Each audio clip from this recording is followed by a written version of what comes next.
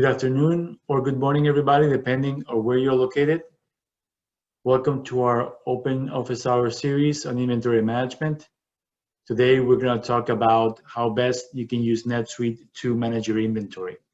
With that said, I'm going to start the session by going to my dashboard here. As you can see, I'm logged into NetSuite and I have a dashboard in the role of the purchasing manager here on the top right. We've talked about roles before. And we talked about dashboards before. This dashboard is optimized for a purchasing manager to be able to talk about shipping, receiving, and inventory management. Some of the things that you can see in a dashboard are going to be reminders. So NetSuite will show you what items you need to order if you have this set up, or purchase orders that you need to approve. That'll be part of your inventory management. Also, you can see in your dashboard KPIs related to inventory. So for example, if I wanted to look at my inventory levels, I could have a dashboard KPI that shows me my inventory levels today and my inventory levels, the same day last month. As we have talked before in our other webinars, this is highly customizable. You can not only change this, you can also change the way the trend graph works. Here you can see a trend graph that shows you your, in this case, quarterly average of inventory or value of inventory over the last few months. So this is some of the information you can see in your dashboard for inventory management. Other things you can see, for example, inventory value over a period of time. You can look at your inventory turnover or days inventory on hand. All of these, as we've talked about before, are highly customizable dashboards. Going back to the dashboard, what I want to do now is drill down into how inventory is created in NetSuite, and then we'll drive into it so you can see the different kinds of inventory items or items in NetSuite. And when you're looking at NetSuite, NetSuite has the ability to have inventory and non-inventory items and other items that may be relevant to your business. So for example, inventory items are obviously items that you're going to keep in stock, that you buy and sell, and you want to keep an inventory asset account, or you keep them as an inventory asset, and you track those movements in and out as you are buying and selling those items. Within inventory items, you can have lot numbered items, which by definition are going to be items that NetSuite will require you to enter the lot number when you receive them, when you transact with them in inventory adjustments, and when you sell them. And the idea is that you can have traceability of that lot number.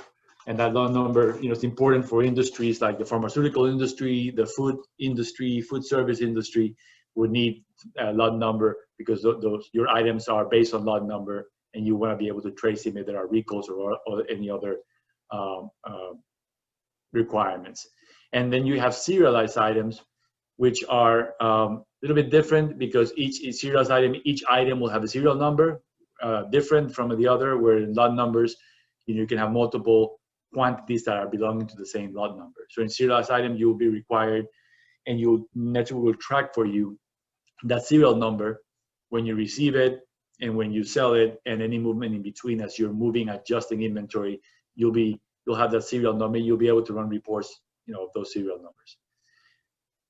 You can have non-inventory items, which are going to be items that you purchase or sell or purchase for resale, but you don't want to keep them in inventory.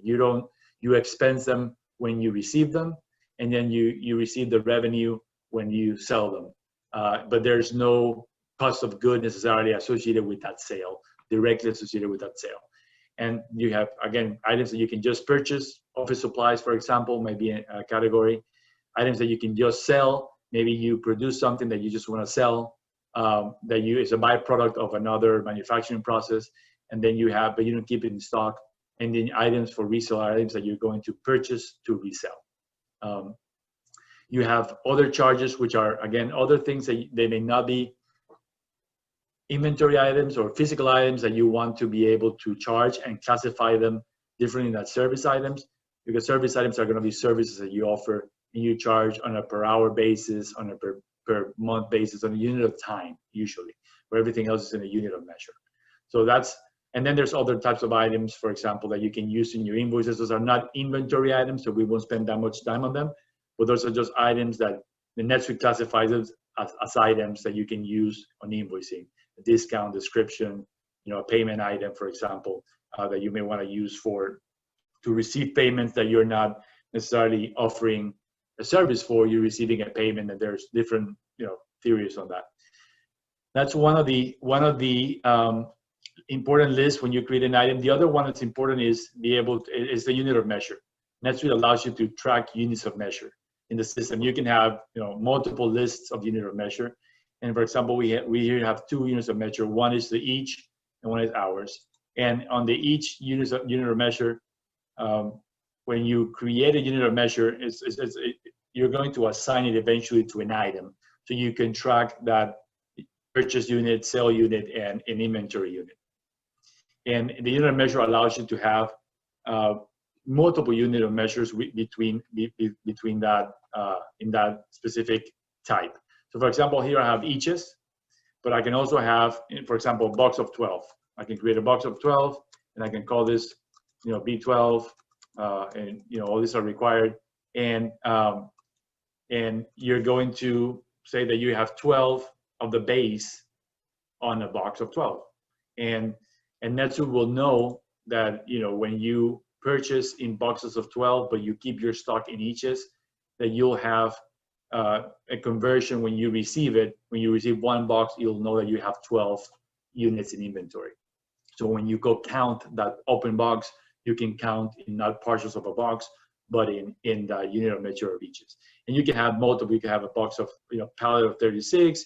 You can have as many combinations always of the base unit.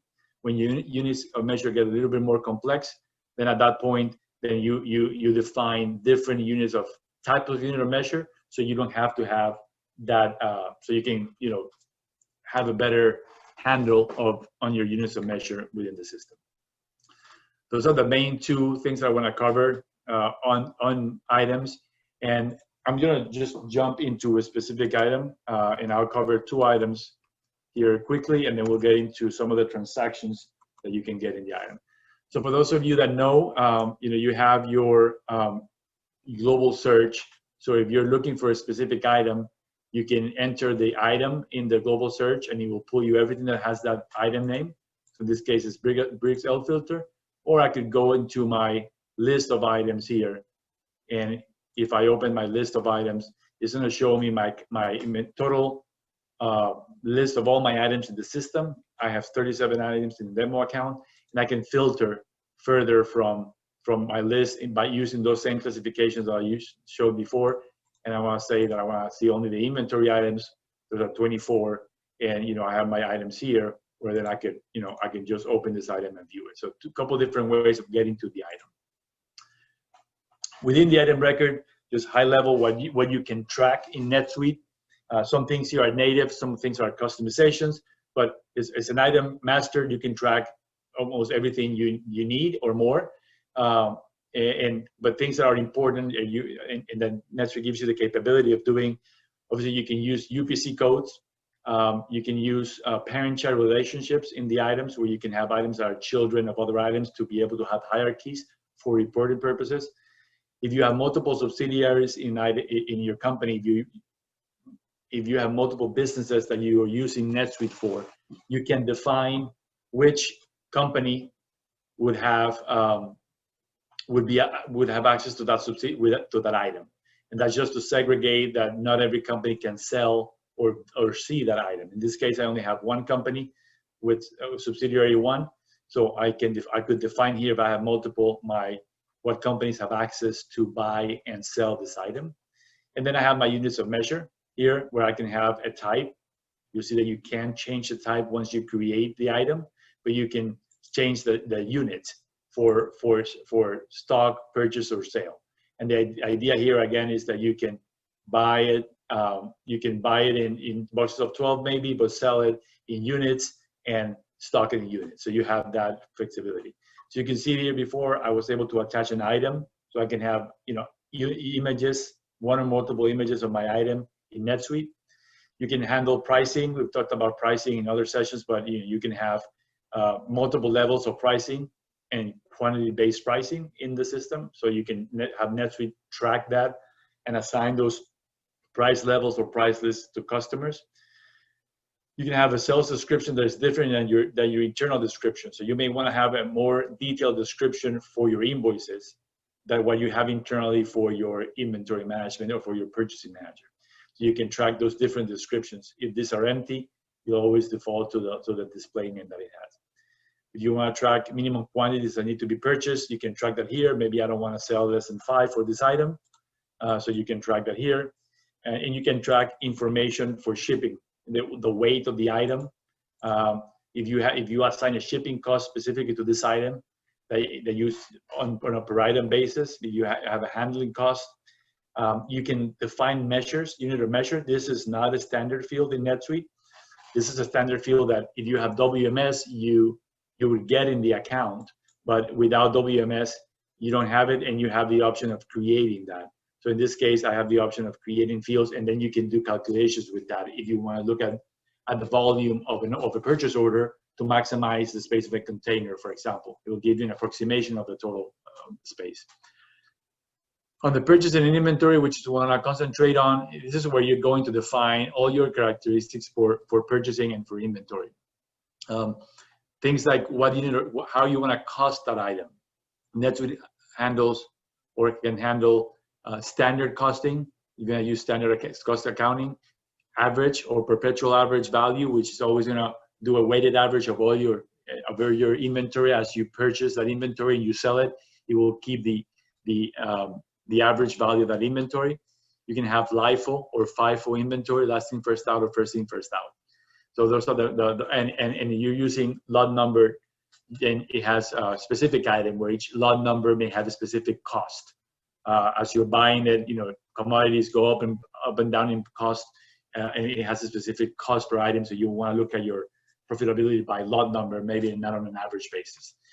You can track a different purchase description, like I mentioned, and a purchase price. So if you always buy this for $4 a unit, then you can track your purchase price. And if you have multiple companies, then you can define your transfer costs between companies in your organization. For inventory management, I'll spend a little bit more time here. You have two ways of tracking how NetSuite can help you replenish your inventory. One is a reorder point, basically min-max levels. The other one is a time-phased approach, which uses the demand planning module. In this account, I do have that advanced module called demand planning. So I have another item that I'll go to in a second that you'll see how that is used. But I'm going to concentrate here on reorder point. You have a way of NetSuite allows you to show available to promise in your orders, or calculate if you need to available to promise. If you don't have inventory and you want to tell a customer when you're going to be able to fulfill that order, if you have inventory management, you can create an available to promise rules where you can, based on your lead time and other supply chain characteristics, you can tell your customer that you can calculate, and the purchase orders that are in transit, that you can calculate when you should receive that item so that you can promise that to the customer. And then you can have multiple locations of inventory. So a location can be a physical location, or it can be a virtual location. In this case, I have two locations. I've defined a preferred location for my item because I always want to ship it from there by default, but I have two locations of inventory. And within each location, NetSuite will show you a view within the item record of all the important things that you need to know about that inventory item in that location. So how many you have physically on hand in inventory, what's the value of those? You can see that there's different values. It's the same per unit value, but you could have different values in different locations because your cost of shipping may be different. And if you're using landed cost, which is the ability to add, all those shipping duties, insurance, all those additional costs to your item, then your cost may be different per location. Per location, you can always also define my reorder point. So when do I want NetSuite to trigger an order? And what do I want my lead time, my preferred stock to be? So in here, I'm telling NetSuite, once I get under 20, I want my inventory to be 30. So buy enough to get to 30. You can define your lead time, so how long it takes from the moment you do a purchase order to get it into your door. And that's something that NetSuite can eventually calculate for you. You have options here to auto-calculate lead time, auto-calculate reorder point. But initially, if you don't have enough demand in the system or enough history in the system, NetSuite cannot calculate it. So we usually recommend to our customers start with your standard lead time that you know from your vendors, and eventually, if you want change this to auto-calculate, you'll see that if I change auto-calculate and I click auto-calculate, my reorder point here is going to it's going to, I don't know what my lead time box is. I think I had that box hidden, but you can see how this one's got grayed out, as NetSuite can help me auto-calculate those. There's other fields that are grayed out here because I'm using the reorder point method, but I can see I can have things like ATP lead time. So how far out do I want to be able to promise to a customer? If I want to promise only within 30 days, I would say 30 days here, and I don't promise beyond that, just because at that point it may not be something I can hold.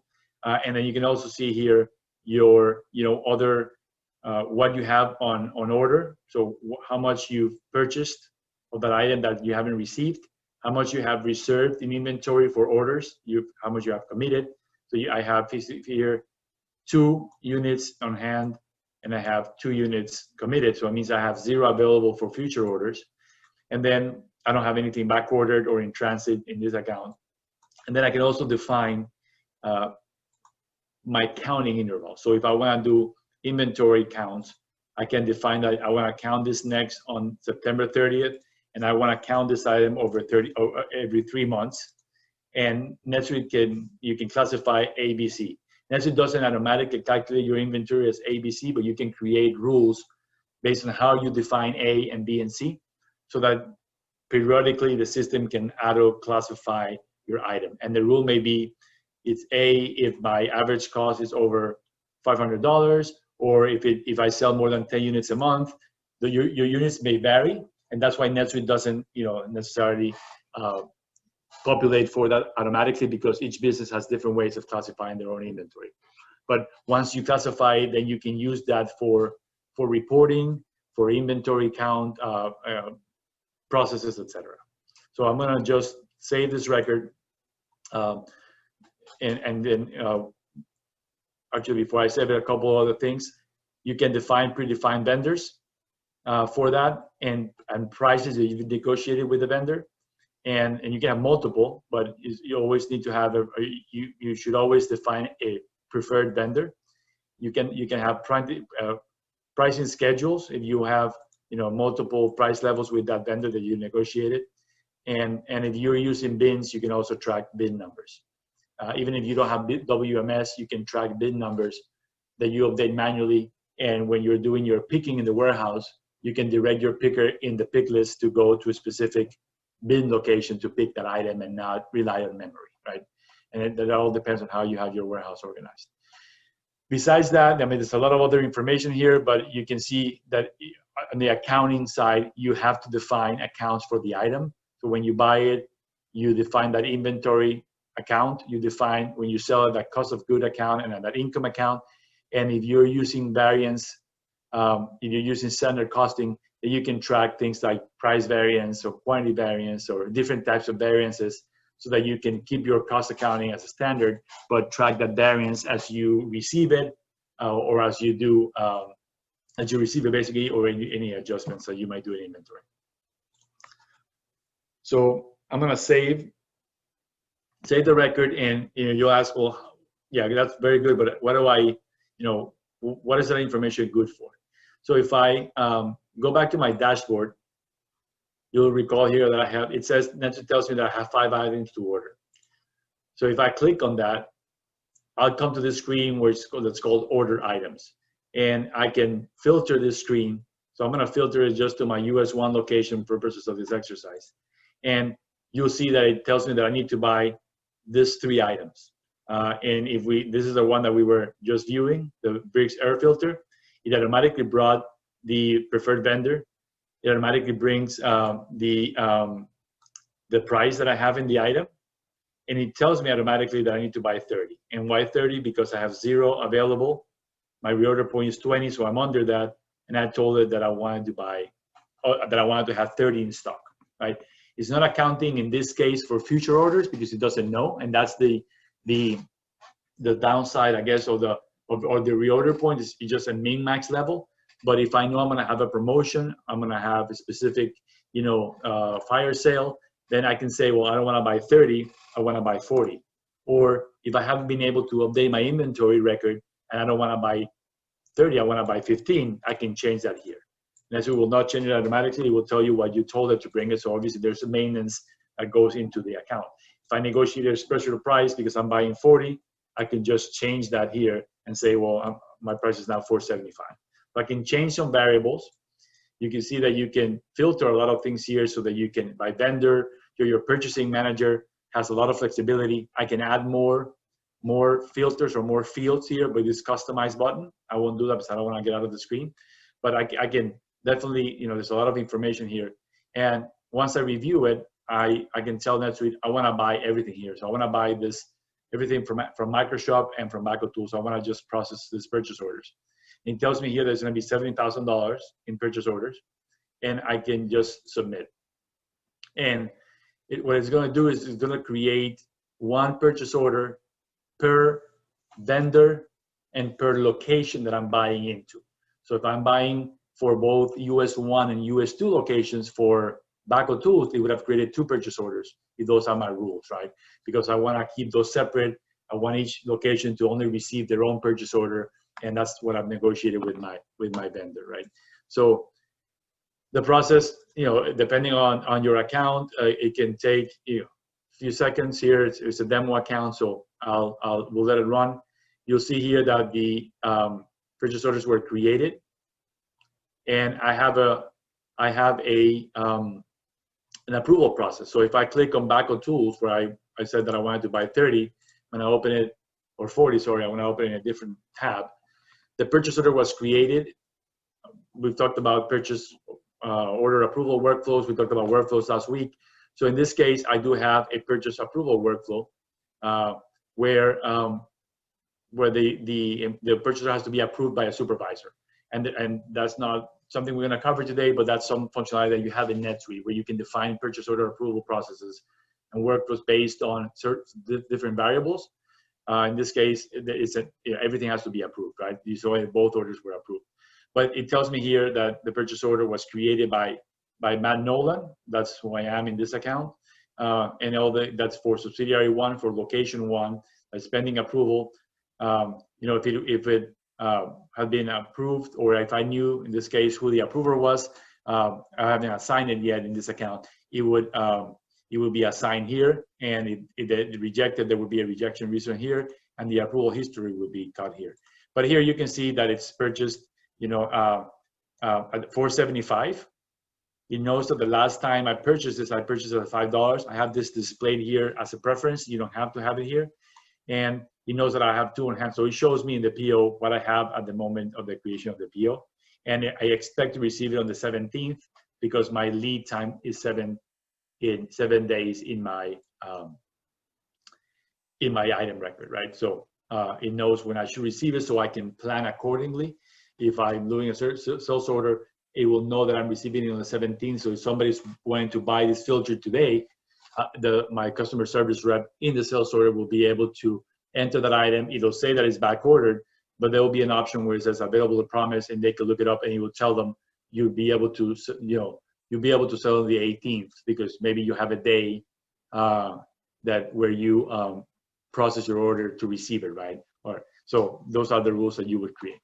If I come back to my home screen and I refresh these items to order, now you see my items to order decreased to 2 because I purchased 3 items through this purchase order. So now that Baco item is not going to be ordered. And if I go to my item record itself on that location, I'm going to, if I go to the inventory tab on the location, this location 1, now it says that I have 30 on order, right? So everything's obviously connected, everything's real time, everything's in one system. The purchase order is not approved, so I could have a button here not to print it. I don't have that rule in this demo account. Those are additional rules that you can create. But here you would have your purchase order with your logo and that purchase order can be set here as a rule to be emailed directly into the vendor as PDF when it gets approved. So all that gets connected. You don't have to print, scan, email. Everything can be done from within the system, and this purchase order is always available here to be printed as long as you want it there, based on your own rules. So you don't have to go fetch it in a file somewhere. Anybody that has access to this record can come here and print it. And it's not saving a copy of the PDF in NetSuite, taking space in your file cabinet. It's just rendered there to print it whenever you want. So, so that's for the reorder point. The other quick item that I want to show you is 17594. So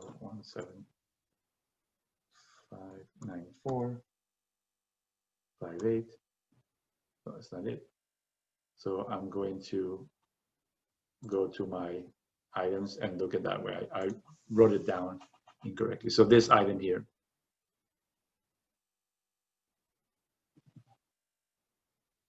This one here. And I just want to show a difference between this item and the other. And the main difference here is that this item is time-phased. It's not a reorder point. So when I look at my item in the account, I don't have a reorder point or a stock level, right? I have a lead time. I always need a lead time. But what I have here is a safety stock level, and I have a method on how I buy it, right? So I want to buy it, but I have different rules of how you buy it, what quantities you buy. So in this case, I want to buy it in a lot for lot. Basically, the quantity that it tells me that I need to buy, it'll buy. It won't give me additional quantity. There's different rules that you can track for that. It tracks my supply rule. So do I buy this item from a vendor? So here you can see, do I transfer this item, right, from another location? So does it create a transfer order or does it create a purchase order? What's my preferred method? Doesn't mean you can't have exceptions and do things, purchase it if you can't transfer it, but it gives you a default. In this case, it's a purchase order. And how do I know my demand source? Because this is time phase is using demand planning. So in this case, you have different rules. You can say I only want to buy it when I have orders in the system. Maybe my method of selling is that I have a lead time of 60 days with my customers, where they know that it takes 60 days to provide the item because I buy it and resell it. And so I only want to sell what I only want to buy when I'm selling. I can have it from a forecast that I enter in the system and orders. So it combines both my forecast and the orders. And I can forecast consumption, which is related to this is the difference. And then forecast from demand plan, which is the way I have it, which is running a demand plan for this specific item. And then I have other characteristics that I don't have here, a little bit more advanced demand planning that I could track in the system. Again, I can track my inventory counts the same, but this is the main characteristic here. And once I say that, what you'll see is that if I go to my demand plans, I ran a demand plan for this earlier, for this item here. And my demand plan for this item that's run in the system, what this demand plan suggested was that my demand for this item is going to be this on a per month basis. 7 in August, or it was, and then 5 moving forward in a given month. And that's because I did a linear regression. So, and my linear regression was flat, it was 5 per month. So I can do all that when I run my demand plan. It projects my demand from that, and from that I create a supply plan. So the way that looks on the purchasing side is that if I come here to, this is an alert of late purchase orders. This is another alert. This is my items to order. Here, you can see here that I have that item here, and it has, it tells me, I have a time horizon from September to October, but I can say, I want to see what my purchases need to be for the next, 5 months. When I change that, it tells me that for the same item, I need to purchase 2 in in October, 5 in November, 5 in December, 5 at the end of December. So it's based on my rules. It's telling me that I need to buy this quantity on each month. And if I click here and click purchase order, it's going to create 4 purchase orders for me. So I can make that decision, but if my costs are expensive to buy this and I want to take, invest in that inventory, I could tell NetSuite, I'm not going to select this one. It says 2. I'm going to say, instead of buying 5, I want to buy 20 right now. So I could buy those right now and the price will be the same. And now it's going to create the order with an order date of October 2nd and expected receipt date of November 1st because my lead time is 60 days. So again, I created my purchase order here the same way that I created it before. It'll go through a process of approval. And if I were to, I would have to run my supply plan again because my supply plan doesn't know yet that I've created this purchase order. You actually have to run the supply plan. But if I run my supply plan, it knows that I have 20 coming. So it will not ask me to buy in November and December. It may ask me to buy again in February, but not in the months in between because it knows I have enough stock coming for my purchase order, for my sales that are forecasted in the system. So that's sort of how purchasing works. There's a lot more functionality for purchasing that is not part of the inventory module per se. It's part of the purchasing module, where you can track here, where you can create purchase contracts with your vendors. You can create blanket purchase orders, and then obviously you can create just manual purchase orders in the system, and all that will be taken into account as you do your demand planning and supply planning. Moving on to other things you can do in inventory. Obviously you can adjust your inventory. So I'm just going to go high level through some of these things. Some of these things are obvious, but just so you can see all the functionality you have. You have the ability to adjust inventory, which is basically where you're going to tell the system, I found more inventory. I'm going to change to my, you can see here, I have the option of looking at the inventory, but as a purchasing manager, I cannot adjust it because I don't have that permission. So I'm going to jump into my administrator role and do the rest of the demonstration there. So here is the menu. Those of you that are familiar with NetSuite, looks different just because I have a different role. So I have more of a vertical menu where I'm doing it by type of action. In this case, all my transactions are in one place. With my purchasing manager, I had more of a functional menu. So in this case, I'm going to go and do my inventory adjustment.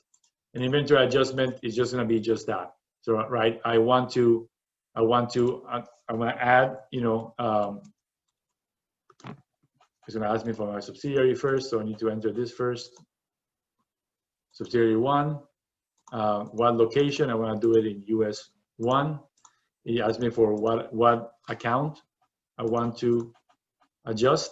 So I'm just going to adjust it to, it froze on me. So let me refresh this.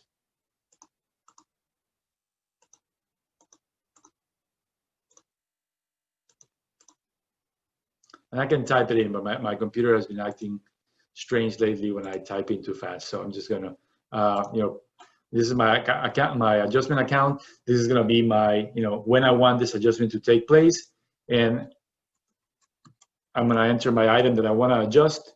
In this case, I want to adjust in this location, US 1, and it tells me that I have 2 on hand, and maybe I was picking my inventory for the 2 orders that I had on hand, and I realized that one of them was broken. One of them was damaged, or maybe one of them was missing. So I'm gonna say that I want to adjust by -1 that inventory because that one's lost. It knows that the cost is $5. If I need to enter, any type of inventory status, so in this case, I want to remove it out of inventory of quality control because I have 2 of these units in a quality control status. And I'll talk about status in a second. So I want to remove it. It asked me for that. It was mandatory. Now you can see a checkbox. And I could do a memo, right? Lost, did not find during picking. Obviously, you're going to have to go cancel that order, contact the customer. you can do all that. You can have alerts that if you do that, in order it's going to go into back order. This back order reports a sort of interaction between the different functionalities of NetSuite. But this is how basically you would do an inventory adjustment. And in every transaction, as we've covered in the past, when we've seen it in other modules, every transaction has a GL impact. So you can see basically very clearly, what gets impacted in every transaction. In this case, my inventory is reduced by 5. And if I were to go to that item, I would have 1 on hand versus the 2 that I had before.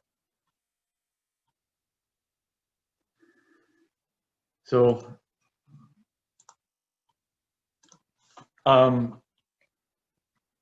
let's continue here. Other things you can do, you can adjust inventory, in mass. So you can do this via an upload. You can upload a CSV file to adjust inventory. That's usually how we started a project. When you're going live with NetSuite, we'll do an upload of inventory into your inventory master via an adjustment worksheet. You have the option of creating an inventory count, and this is where we looked at before that those items and the classification ABC. So this is where I can say, for subsidiary 1 and location 1, I want to count everything that says that I need to count between August 10th and I'm going to say, September 30th, because that's what I said before that I wanted to count this item. And I only want to count my A items. You can see I only have 1 item, so I won't filter, but you could filter it here. And, and you can even define an account.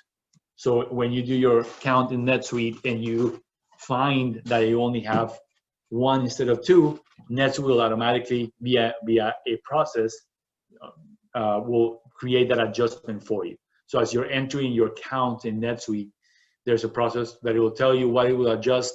An inventory manager clicks a button and all the adjustments are created automatically, so you don't have to do double work. NetSuite does the work for you.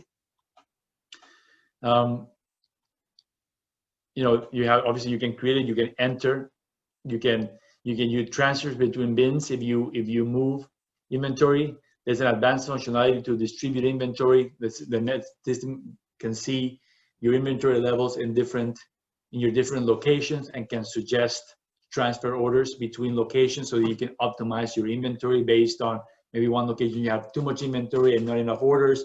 The other location you have too little inventory, too many orders. So you can define to move inventory from one location to the other. You have the option of transferring inventory, which basically is moving inventory between 2 locations. And then you have transfer orders. And the difference between transfer inventory and transfer orders is that transfer inventory requires you to ship it and receive it. It's like having a purchase order, a sales order in one company, one of the subsidiaries, and a purchase order in the other. So basically, you enter a process where somebody has to physically ship it, enter in the system that it was shipped. It goes into an in-transit mode, and then it's received on the other location. So this is very useful for when you're moving inventory between locations that are far away from each other, and you don't want to sell that inventory in transit yet because it hasn't been received, right? Versus a transfer order or inventory transfer, which is automatic. You're moving from location A to location B, and it automatically gets available in location B and not available in location A. So it's an immediate movement of inventory. So if you're transferring between 2 locations in the same building, you might want to do a transfer of inventory just because it's so much faster and less steps. We saw where you can replenish location by transfer order. We haven't seen this one, but basically is where you can take a location and create a transfer order automatically by looking at the inventory from another location. So if I'm saying here, with the same subsidiary, I want to transfer from US 2 to US 1, and these are not these are not all mandatory. You can see the mandatory fields are the ones that have a star. So maybe I just want to say transfer everything from US 2 to what? So in this case, I can transfer to US 1. I only have 2 locations. So here I can see, everything that I have, and I can request a transfer order of all my items by looking at what they have and then distribute manually between my locations, right? It tells me that I have a shortage or I will have a shortage, so it gives you warnings, and then you can say, only transfer based on available quantity, right? In this case, it's transferring everything that I need, but because I don't have available in US2, it won't allow me to transfer anything. But if I was to transfer everything that I need in location 1, it'll tell me that I need 28 of this one and 818 of the other item of the iPad. So you can define obviously your rules and how you want to transfer that. And then you have the opposite of that, which is withdrawing by inventory transfer, which is this case I'm pushing from location 2 to location 1. In this case, I am actually withdrawing. So I am creating, I want to transfer to US2 from any other location, right? And this will create a transfer order that potentially will have to be approved by an inventory manager in the other location, and that's the way you operate. But basically what I'm saying here is I don't want to buy inventory. I want to transfer from all this, from subsidiary 1, location 1, I want to transfer what amounts I need based on my inventory rules. And then I can define the price. If you're doing a transfer order, you can define your own transfer price. You have a transfer price, like we saw before, on the actual item record, but in all these cases, it's not populated. And there's a couple more things here. You can review negative inventory. You have the option of reallocating items. I'm not sure that I have data here, but I'll cover it very, very quickly. Where if we look at the item that we just did the inventory adjustment, see if this gives me any data. Here, I had 2 orders, 2 orders for 1 unit each. Now I only have 1 unit available. So basically I had the option of saying, well, this I had reserved it to Universal Parts because they came in first, the order was first. So they when I adjusted that unit out of inventory, Matt Small Engines lost that unit. I don't have for Matt Small Engines, but maybe I want to change that. I want to give it to Matt Small Engines, so I can basically click here and I can readjust. And now I'm going to submit. When I hit submit, it's going to allocate. You can see it committed the unit to Matt Small Engines and it's taking it away from Universal Parts. So now Universal Parts will have a back order. So this is where you can do it when you want to prioritize inventory to more important customers based on your business rules. And finally, and I'll leave a couple minutes for questions. We have, NetSuite has an option of inventory status change. And what this does is that you can have within your inventory, within the location of inventory, you can define different inventory statuses. So in this case, for example, I have in US1, I want to see everything that's in quality control status, and I want to move it to good status. And this could be where maybe in your process, when you receive everything, you receive it into quality control. In NetSuite, when you receive inventory into NetSuite, it's immediately available. It's immediately available for sale, right? It's already in your stock, so NetSuite assumes that you can sell it. But if you want to inspect it, then maybe you create a quality control status within your warehouse. You have a corner where in your warehouse where you inspect certain items, you receive them into quality control, and once they've been inspected, you move them into a good status, and that good status is available for sale, but the quality control is not. And that way, you prevent from selling something that hasn't reached compliance, right? So it tells me that I have one in quality control, and I'm changing it to good status, and now that item will be available for sale because now it's in my quality control status. Sorry, my good status. If I go back to my item record here, if I enter my BAF 200,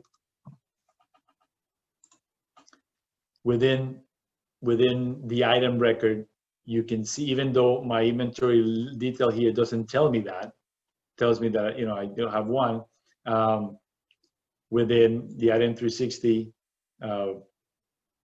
with the inventory detail here, I'll be able to see how many I have and in what status. So I can see here that in location 2, I have 10 in good status, and I have 1 in location 1 in good status, and it is available, right? Versus in quality control where it wasn't available. Finally, quickly on reporting, you know, NetSuite has a lot of reports for inventory, and there's a lot more that you can create. But you have inventory reports for, you know, item profitability, inventory profitability. Based on that, on the cost, it can calculate obviously your actual profitability by item, and you can drill down by customer. You can drill down as deep as you want to. It has a current inventory snapshot report. I'll open this one, which basically shows you all your inventory across and all the characteristics that you want across the locations, right? So this is by location, US 1, US 2 total, and it has your inventory, you know, who your preferred vendor is, you know, all the things that we saw. What's your reorder point there? You can simplify this report very easily. I can filter it and say I only want to see US 1, and it'll, you know, take away US 2. Sorry, I click on the wrong button. So US 1 here, and refresh. So it'll show me, you know, only US 1. And maybe I don't want to see all this stuff, so I can take that report, and I can say, you know, I don't necessarily care about my preferred stock level, my reorder point. I only want to see, you know, what's on hand or order committed. I don't care about my preferred vendor. And if you want to add any other, you know, column, last purchase price, I can drag and drop and put it here. So you can do all the customization of that report that you want. And I'm gonna call it office hours inventory snapshot. And, you know, you save that report. I have the ability to save. That's a permission within the system. And now, you know, my report is simplified. I have my purchase price where I have it, and then I have, you know, I don't have the columns that I removed. I already had last purchase price here, but you can see how easy it was to add. And then I have, sorry, this is my total column. So you can see how easy it is to see that create or customize a report. And then I can drill down here. If I want to drill down on anything, I can just click on what I want to drill down on. And now it's going to take me to an inventory detail report that if I had transactions in this period, it would show me the transactions of that during that period. I don't have any transactions in this period, but I'm going to you know, modify my period and refresh it, and it would take me, if I have more transactions, it would show me those transactions here. So it's like a stock ledger report. You know, you have an actual stock ledger. You have, you know, inventory backorder report, your activity detail that will show you all the activity for that specific item, any items that are pending fulfillment, so not in back order, but items that are in order that you haven't fulfilled yet, you haven't either picked, packed, or shipped. You have an inventory turnover report that will tell you that it has a special permission. But you have an inventory turnover report that calculates the turnover of your inventory, and, you know, a transfer order registry. So these are the standard reports. There are you can customize this report, and you can build your own set of reports, either using reports or safe searches, which we've covered in the past. But a lot of functionality to build reports. As long as you have the information in the system, then you have the ability to create reports. With that, we have 2 more minutes. I haven't seen any questions, but I'll quickly address the questions that we received during the registration. The first one was, can you describe how NetSuite helps purchasing of inventory? We covered that purchasing of inventory before in the seminar.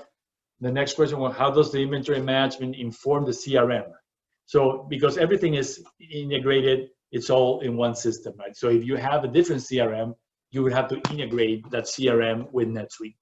If you had Salesforce, you would have to integrate Salesforce with NetSuite, because everything is in one place. When I enter a quote here, or in this case, yeah, proposal, that's what I call a quote here. I'll be able to see within my quote what I have in stock, right? So I would be able to how many I have available. So if I create an order for a specific customer of that item, I'm not gonna put anything else there. I'm just gonna put the item.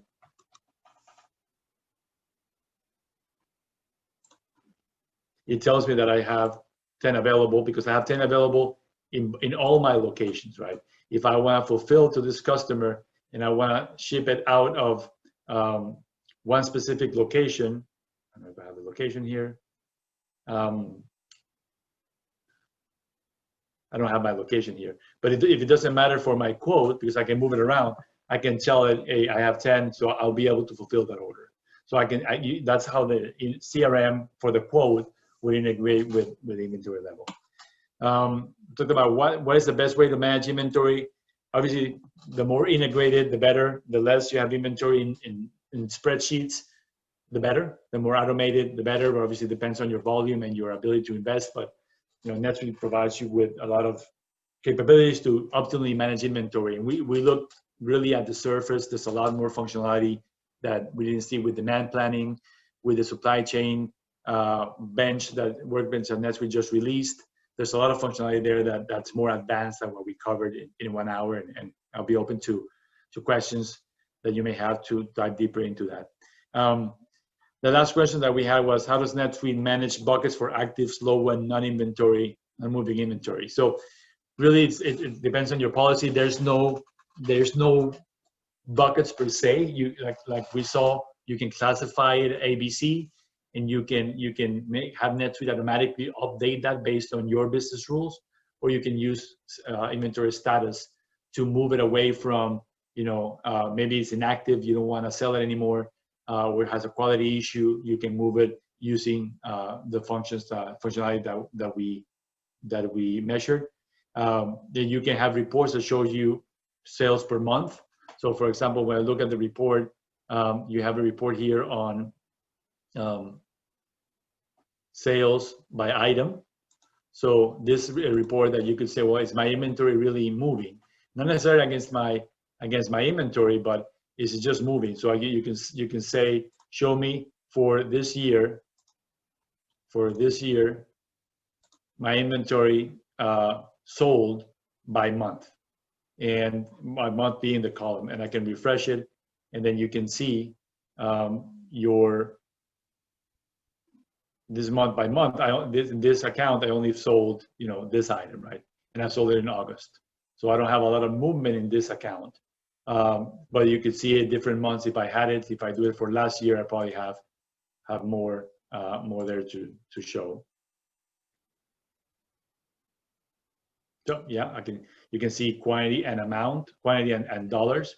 Again, I can customize this report, and I can add a column that says, show me my current inventory and what I've sold, the last 12 months. And then, you can then make determinations of sales, getting rid of inventory, whatever rules you have, whatever decisions you make. So the information would all be there for you to act upon it. So with that, we've gone a little bit over time. There's no questions. If there are any additional questions that you have, think of later, please send me an email. I want to thank you for your participation in today's webinar, and I want to invite you to our future webinars. We'll keep doing this every week. Expect an email tomorrow, and we have our YouTube page where we have all the recordings for the 10+ webinars we've done over the last few months.